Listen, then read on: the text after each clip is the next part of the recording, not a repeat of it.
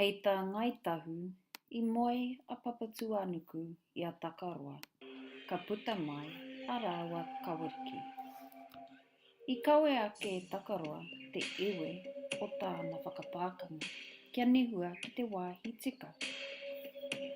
Ka ngaro a takaroa, ka moe tāhai a rakinui rawa ko papatuanuku. He kaweriki huhua te otinga o te piringa pūre mira.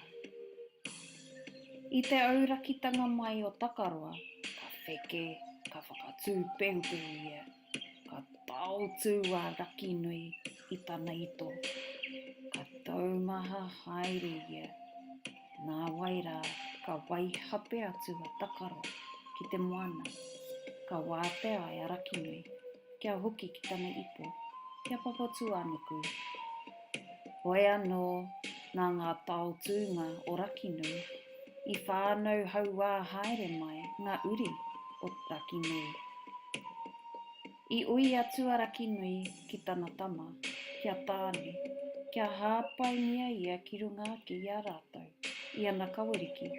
Ka mahui ai rātou ko papatuanuku, ka whitikina ai e te ao mārama.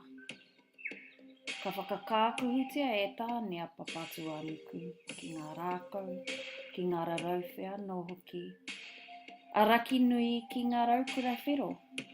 Ka piri noi honei ngā raukura I te pūaotango o te rā. Ka mutu, ko tēnei te uranga mai o te rā e kite ana I ēnei rangi. Ka miria a papatuanuku e te hauku. Ka uhia e hine pūkohurangi.